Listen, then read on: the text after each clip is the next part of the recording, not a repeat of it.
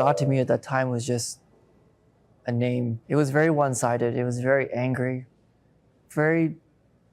lots of resentment, just expecting an outcome without putting any work in. That was my perception of God. I found out that Islam's perspective on God, on Allah, has everything to do with your relationship with Him. There has been a tremendous change in my life. My name is Nguyen. I'm Vietnamese. I'm 33 years old. I live in Hamilton, Ontario, and I'd like to share a little bit about my story. So the concept of God, before I understood and fell in love with the concept of God in Islam, Allah, it was very one-sided. It was very angry, lots of resentment. And I had lost a really good friend in high school. I was actually on the way to visit him in the hospital the moment I found out that he had been diagnosed with a form of cancer that suddenly came out of nowhere.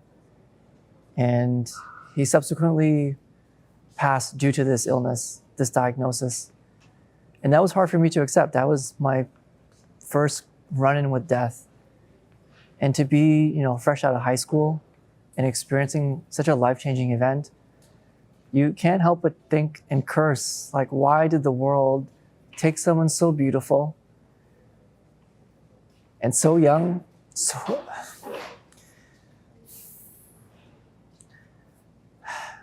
and so early? It was very upsetting that I didn't make it in time. I had booked my train ticket, taken the day off from school.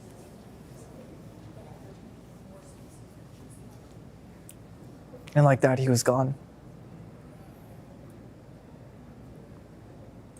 And going to church, praying for clarity, it was like praying to a stone wall. And so God to me at that time was just a name, personification of something to keep me in check, but nothing really that I could confide into, to cry to supplicate to. None of these things. Just expecting an outcome without putting any work in. That was my perception of God before I discovered Islam. I wasn't in a great place, and it was somewhere in between aimlessness and just living day by day, paycheck to paycheck. And I didn't really have any goals in life or any aspirations. I was indulging in anything and everything whenever possible. And it wasn't until I was going through therapy and counseling to understand some of these thoughts that I was feeling and some of these self-doubt questions that began to appear in my mind, in my heart. And I didn't know where else to turn other than typical therapy. I discovered Islam through discussions with a coworker, and through those discussions, I began to see a similarity that everything that my counseling and my therapy was providing me was very similar, if not completely identical, to the teachings of Islam. There were a lot of things that I was being offered in therapy that Islam as a religion provided me. Very simple. I didn't smile much back then. I didn't have, my life wasn't, it was nice, but to genuinely just automatically want to smile. This is the sunnah of the Holy Prophet ﷺ, where smiling is a form of charity. I would also say that at the time, reading and understanding about how Islam has given guidance to its followers, to its believers about marriage, the sanctity of marriage. To have Allah Ta'ala in the Holy Quran guide us very plainly to say, these are your roles and these are your roles. And you are garments for each other. You protect each other. That sanctity is so important to have it just very clearly laid out to you. I know what I have to do as a husband, and many other husbands know what they need to do as husbands. And that is the beautiful guidance that was able to take me from that moment of, is therapy really for me? Or do I really need to just pull out a chair, open this beautiful book and actually read it and find the time to understand it? It was very clear that Islam stood out very clearly for me.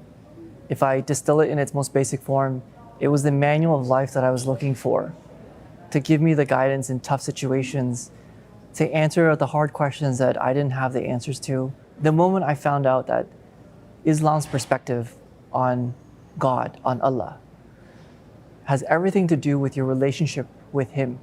Now, I want to emphasize relationship. He is not just something in the sky that you pray to every night, not knowing what the outcome will be. This is a living God, a God that listens to you. He understands your prayers and your struggles. And just knowing the difference between having a living relationship with your living God made praying, made eating, made going to sleep, to school, to work, it just changed how I saw the world. So the beautiful moment that I found that I could have indeed a living and loving relationship with Allah was when I was learning how to offer my salat. And as most Muslims know, there's a specific manner in which you have to offer your prayers in, outside of offering them daily, 5 times a day. And you can imagine, as somebody born and raised in Canada to immigrant parents from Vietnam, English is your primary language. Vietnamese is my second language. And now that I've taken this journey to becoming closer with Allah, I now have to learn Arabic. And as someone who is not linguistically gifted, that was a lot to unpack and to accept. And so I can even remember how much encouragement I got at the mosque when I led my first namaz. And the feeling you have when you've made that accomplishment, but you can't help but to look back and understand, like, I didn't know how to say any Arabic, and now I can say Surah Al-Fatiha. And not only I can say Surah Al-Fatiha, I can say it from heart. And I can offer my prayers from start to finish without skipping a beat. And to just have that moment to myself to get closer to God through prayer, I feel like that was His first message to me, His first reaching hand to say, look, I know you're not going to do it very well, you're not going to do it very fast, but let me help you so that you can talk to me in both Arabic, in English, in Vietnamese, whatever language you prefer. But if your desire is to pray to me in Arabic, then I'll make it happen for you. And that's when I knew I had formed a solid connection with my Creator. I find myself staring down at the word bat. And I discovered what bat meant through alislam.org.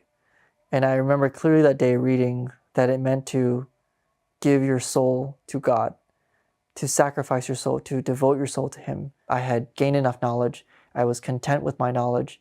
I was completely in agreement with everything that I had learned, and anything that I didn't know at the time or was still confused about, I knew that there would be an answer for it.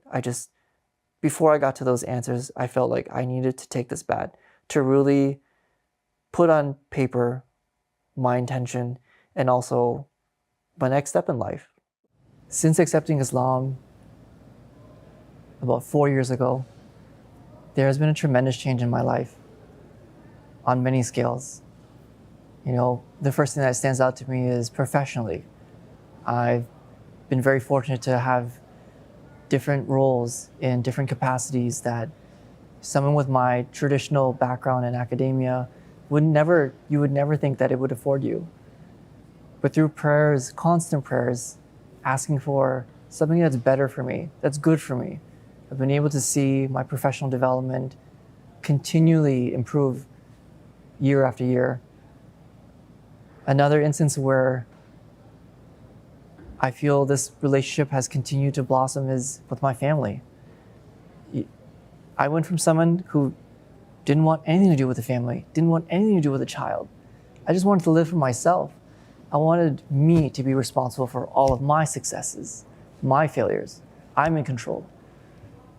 But the beautiful thing is when you give Allah the control and He takes the wheel, you have no idea the many blessings that He has, that He can give you.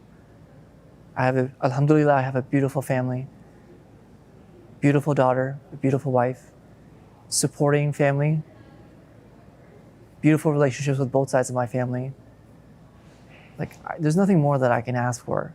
So these are the things that continue to inspire me, that say this relationship is still there. He's still helping me. When I pray to him, when I ask him for clarity, for guidance, he's there, he's still listening. And he's always responding in small little doses. It's really up to me to figure out what doses they are and where to find them. And when you find them, you just can't help but smile. I would encourage anyone going through the same things that I've gone through, or maybe even worse, to continue to never forget that your greatest tool, your greatest power is prayer.